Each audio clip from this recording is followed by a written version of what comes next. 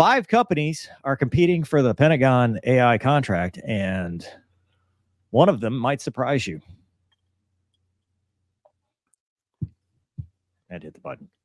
So the Pentagon is looking for AI-guided planes with tactical early warning during a $6 billion overhaul program. And Gonki, why is Mover and Gonki Technologies LLC not getting some of the $6 billion? Have we figured that out yet? Because it seems... Yeah, I think we're definitely behind on this.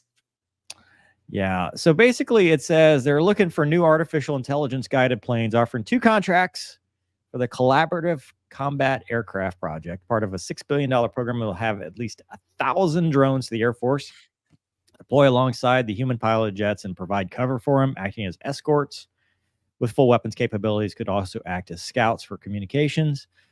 Boeing, Lockheed Martin, Northrop Grumman, General Atomics, and Endural Industries have all taken up the challenge, not Gonki Industries, unfortunately. General Atomics supplied the Reaper and Predator drones, and they has deployed numerous occasions in the Middle East. And then Palmer Luckey, who founded Oculus VR. Boeing is the only company that has shown off its entrant, the Ghost Bat. It's between 20 and 30 feet long, is able to fly just below the speed of sound, travel more than 2,000 nautical miles. That is an incredible range. So basically, AI being the way of the future. Thanks, Doug. Gonki, there was another article, and we might just wrap that into this one, because I kind of want to hear your thoughts about this. We've talked about a pilot shortage. We've talked about both production, retention, recruiting, like all levels of pilot shortage. Do you then replace pilots with your AI wingman, and then you try to build an AI force with a smaller Air Force? Yeah, I see what you're saying. Is this the solution to another problem? It depends. I mean, could it work on paper? Will it work? Who knows? Do they want to do it? Do they want to hit the press to test? I think you've got moral issues with taking the human out of the kill chain. And that is the concern I have at any point of this, is because I like the loyal wingman idea, right? I like the scouting idea, because even the loyal wingman idea implies consent to kill, consent to release. It's doing a mission as an extension of a human. Where I draw the line is where we start to get to autonomy and autonomous killing, because then you're taking out the human in the loop. Now, the counter argument to that is, well, what is a missile, right? Fire and forget. You've consented, and it's going out and doing exactly what you asked it to do. But there's consent. It's when you have your loyal wingman, like at what level does it back up and you're no longer the one consenting, or how far does consent go? Is consent commander's intent? Or is consent a real person in the cockpit that actually pulls the trigger and then allows it to go? Like, at what point are you causing that kill? Yeah, I don't know. And I I would venture to say they probably don't, I don't think anybody knows at this point, because they're, that this technology is still in the future, kind of. Yeah, but dude, it's technology that rolls quickly. It does. It starts going exponentially. But some of this, sorry. Well, I was going to say, the Ghost Bat's already existing, and we only know what they're telling us. We don't know what's happening behind the vault, and we wouldn't talk about it anyway. But in the vault, what technologies are there? Yeah. And are these questions being answered? Well, anytime a new technology is fielded, it's always, there is a little bit of learning on the fly. Like, I'm sure when the Raptor first came on the scene, the tactics they employed are vastly different than what they're doing now, because over time they learn what the airplane and the technology can do. That's one of the main jobs of, your weapons school guys, to do that. So, I don't know. That's probably one of those things that, as they start to operate like that, I mean, they're going to have to figure it out. I mean, it's a valid point, man. I don't know. Well, What I'm worried about is the piece where AI becomes aware and they try to put a plug. That's what I'm when it worried about. well, there's a whole genre of fiction dedicated to just that concept. I mean, granted, in a perfect world, AI is a force multiplier, Right. right? You when you have AI that can make split second calculations for you, that can find, fix, target, track everything on the battlefield, that can go out and sacrifice itself so that we don't lose any humans. But the bigger thing is if we downsize our force, like if we're going towards an AI wingman, we're losing a lot of that corporate knowledge, which we already have. We're already there, right? We're already at Yeah. that point where we don't have a lot of pilots, or we don't have enough pilots, and we're getting a bigger shortage, and that shortage ripples because, like it or not, military pilots feed the airlines, military pilots feed civilian jobs, you Yeah. know, and eventually they're going to say, well, once AI successfully flies in a cargo aircraft in the military, then they're going to start looking at it, which they already are, and they're going to say, okay, well, let's clean sheet design a cargo aircraft in civilian world, and then they're going to say, well, okay, well, let's put passengers on it, and then at some point, the pilot profession is a very, very, it's like the riverboat captains, right? It's everybody's family. It's it's Yeah. very 4 or 5 families, and that's it. Yeah.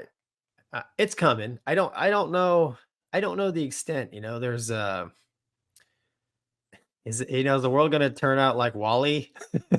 Well, Or is it going to be like the intent obviously is force multiplier, like you yeah, talked about, but how far do you take it? How much, are the little AI bots going to be literally like, little MiG-29s flying around out there that don't do anything unless you tell them to do or don't turn? Or is it going to be, are they going to be able to take in tactical information and make decisions? they're going to have to. I mean, or otherwise you're just going to lose them. They have to Well, make yeah, those decisions.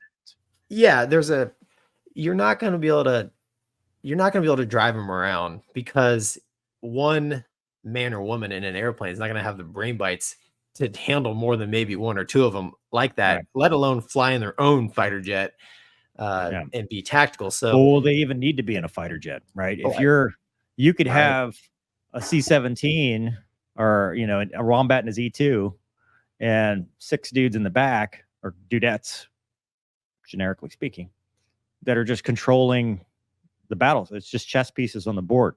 You're taking the man machine out of it. Where it's going to be a big thing is CAS, because you need that yeah, connection to the 18-year-old with a rifle and the foxhole that's screaming on the radio. yeah.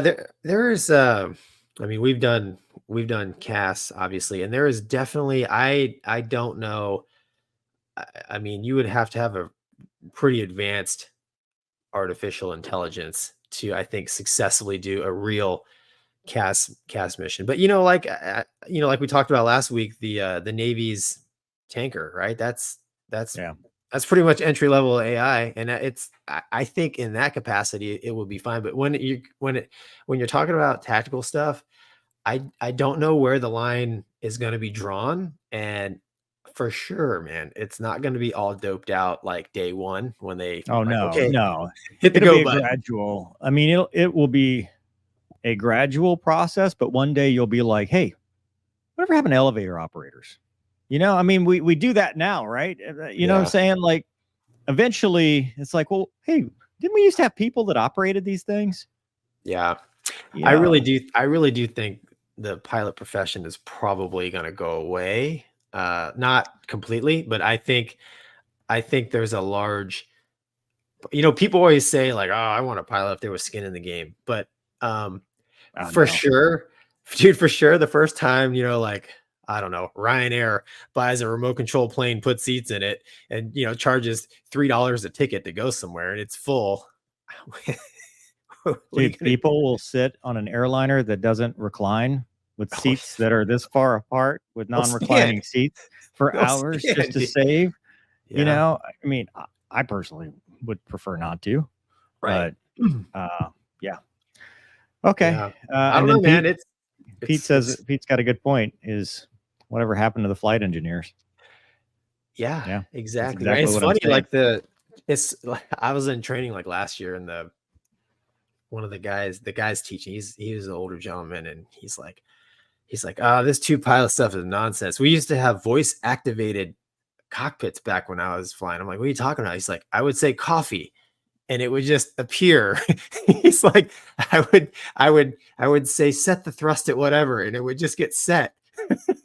Which he was referring to the flight engineer, right?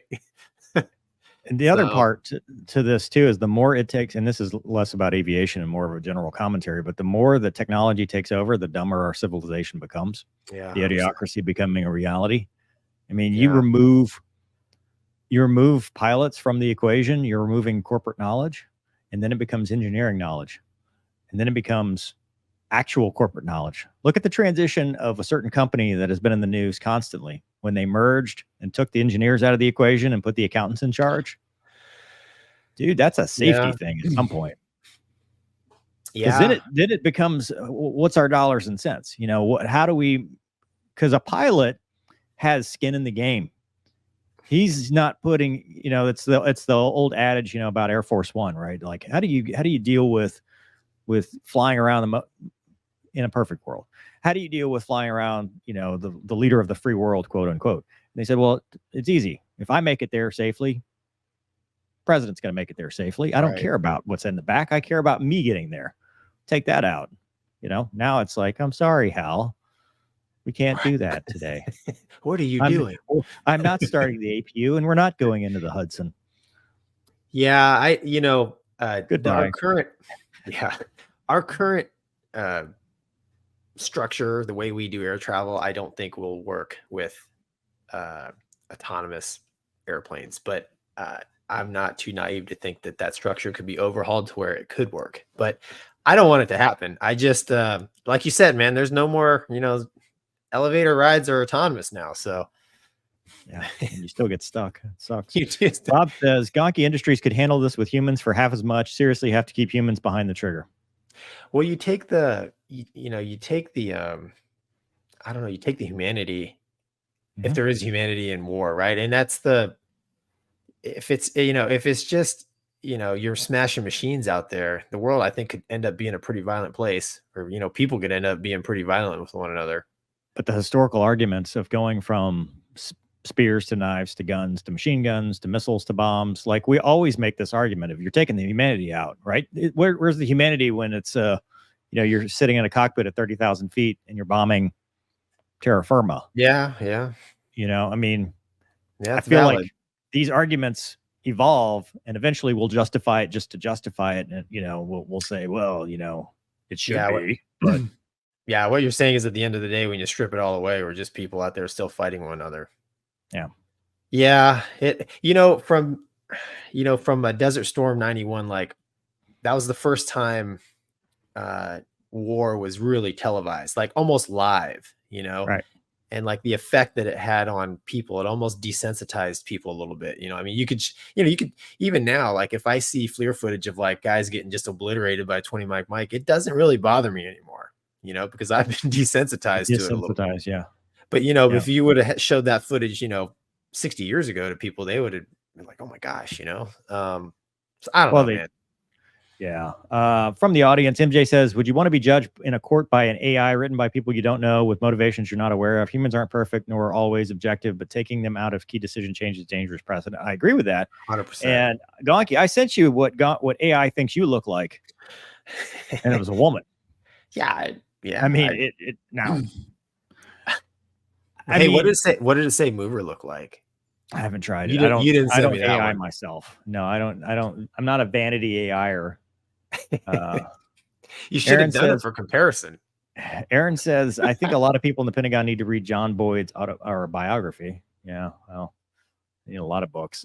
Blake says, what about those flights that high winds push them over 800 miles an hour? How would AI react? Well, it's ground speed. Ground speed, so yeah. AI would do exactly what the FMC does, which is calculate the descent a little bit sooner. Trust me. That is not the airplane's already doing that. Yeah, the airplanes. I mean, the technology is here today. The airplane can fly itself, land, stop, all that.